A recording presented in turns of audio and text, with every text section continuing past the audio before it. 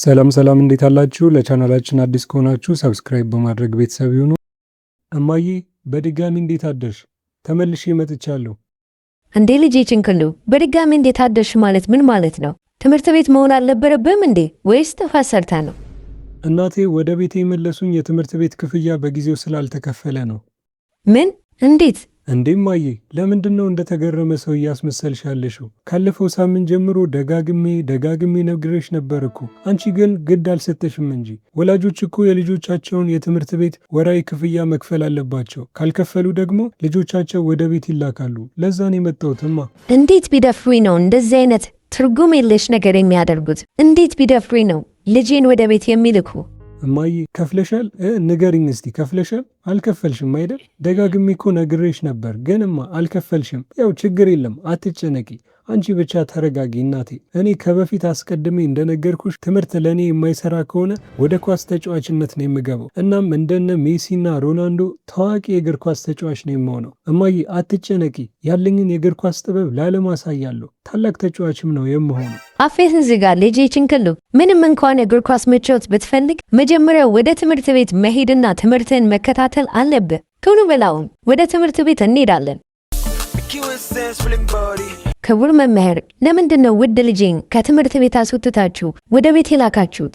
አዎ እማዬ፣ እንዴት ይህንን ያደርጋል? እባክዎ እመቤቴ ይረጋጉ፣ እባክዎ ይረጋጉ። እንድረጋጋ መናገር ያለብህ አንተ አይደለም መምህር። እንዴት ልጄን ተራ የሆነውን የትምህርት ቤት ወራዊ ክፍያ አልተከፈልም ብላችሁ ወደ ቤት ትልኩታላችሁ? አሁንም ቢሆን መክፈል ይችላል እኮ። እባክዎ እመቤት ረጋ ይበሉ፣ ይረጋጉና በደንብ በጥሞና እንነጋገራለን። እናም ድምፅዎትን ይቀንሱ፣ ተማሪዎችን እየረበሹ ነው። እማዬ ነግሬሽ ነበር፣ በዚህ ጉዳይ ላይ ደስተኛ ልትሆኝ አትችይም ብዬ ነግሬሽ ነበር እኮ ነግሬሽ ነበር። ጭንቅሉ የት ነህ? ቶሎ ውጣ እንጂ ትምህርት ቤት የመሄጃ ሰዓት ረፍዶብናል። እየመጣው ነው ቴጋ፣ እየመጣው ነው፣ ጠብቀኝ። የጫሜን አንድ እግር ካልሴን እየፈለግኩ ስለሆነ ነው የዘገየሁት። እባክህ ቶሎ ብለህ ፈልግ፣ ከትምህርት በጣም ረፍዶብናል።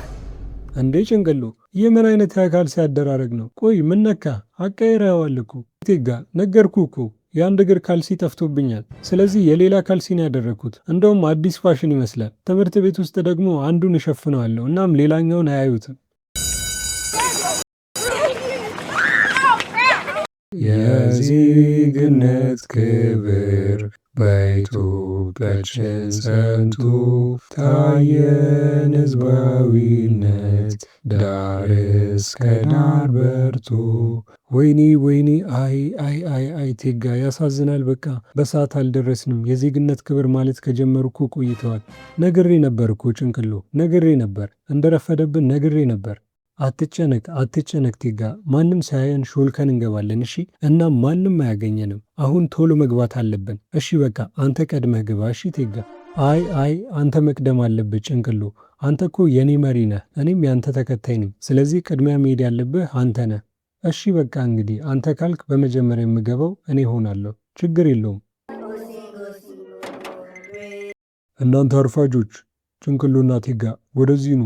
አርፍዳችሁ መምጣታችሁ ሳያንስ ጭራሽ ሊያታላችሁ ልትገቡ ትሞክራላችሁ። ሁላችሁም ተማሪዎች፣ አርፍዶ ለሚመጣ ተማሪ ቅጣቱ ምንድን ነው? ንገሩኝ እስቲ ተናገሯ። 6 ጊዜ በዱላ መገረፍ ነው መምህር። በጣም ጥሩ፣ በትክክል ተናግራችኋል። እና ደግሞ ጭንቅሉና ቴጋ ጀርባችሁን ስጡኝ። በዱላ መገረፍ አለባችሁ። ሁል ጊዜ ወደ ትምህርት ቤት በጊዜ ሳታረፍዱ እንድትመጡ ነግሬያችሁ ነበር፣ ግን እናንተ ሁል ጊዜ አትሰሙ። እናንተ አርፋጆች ተረጋጉ። ተማሪዎች ቀላል ነገር ነው። እሺ እንዴ ጭንቅሉ፣ ስለዚህ ዱላው ደስተኛ አድርጎሃል ማለት ነው። በቃ ተጨማሪ 6 ጊዜ በዱላ ገርፋለሁ። ያን ጊዜ ልክ ትገባለህ፣ ደግመህም አታረፍድም። መምህር፣ እኔ ላይ አይደለም መናደድና መቆጣት ያለብህ፣ በተማሪዎቹ ላይ ነው መቆጣት ያለብህ። መምህር፣ ተጨማሪ 6 ጊዜ በዱላ የምትገርፈኝ ከሆነ ይህ ኢፍትሐዊና ትክክለኛ አይደለም። ፍትህና እኩልነት ለዘላለም ይስፈን። በቃ ዝም በል ጭንቅሎ፣ ተማሪዎቹ እንድትቀላቀል በቃ ፈቅጄልሃለሁ። ቴጋ፣ አንተም እንደኔ በአርፋጅ ምክንያት ብዙ ጊዜ በዱላ እንዳይገርፍ እመኛለሁ። ምክንያቱም ወንድሜ ስለሆንክ ነው። እንዲያዝንልህ ምኞቴ ነው።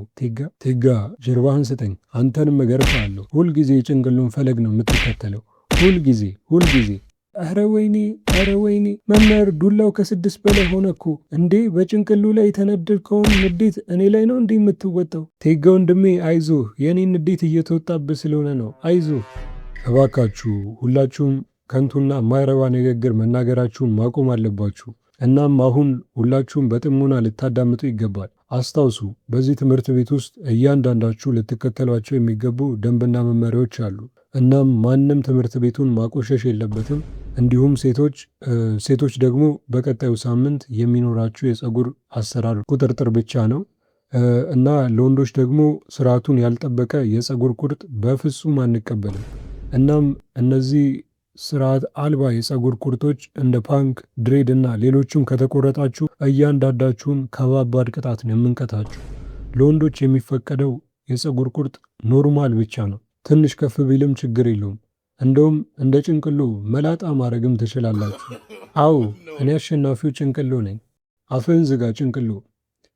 እና ደግሞ ሌላው ለሁላችሁም የምነግራችሁ ነገር ወደ ቤታችሁ ስትሄዱ የትምህርት ወራዊ ክፍያ ካልከፈላችሁ ወደዚህ ትምህርት ቤት ድርሽ እንዳትሉ።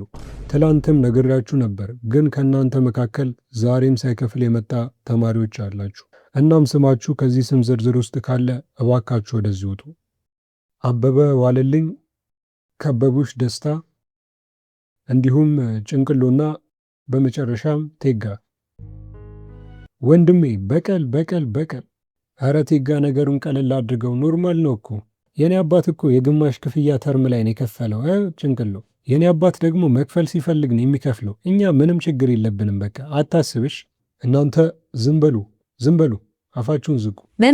መምህር የኔ አባት ይህንን ደብዳቤ እንድሰጥ ነግሮኛል። እባክህ ተቀበለኝ። ውይ በስህተት ነው ከበቡሽ። በጣም ይቅርታ። እባክሽ ወደ ውስጥ ግቢ፣ ተማሪዎቹንም ተቀላቀይ። የተቀራችሁት ወደ ቤት ተመለሱ። ቴጋ እንግዲህ ምን እንደተፈጠረ ተመልከት። እሷ ከአባቷ መክፈሏን የሚያሳይ ደብዳቤ ይዛ መጣች። እናም ወደ ተማሪዎች እንድትቀላቀል ተፈቀደላት። እንደምታውቀው የእኛ አባቶች ደግሞ ምንም የላቸውም። ስለዚህ ቴጋ የአባቶቻችንን ፊርማ አስመስለን የፈረምንበት ደብዳቤ እናዘጋጃለን።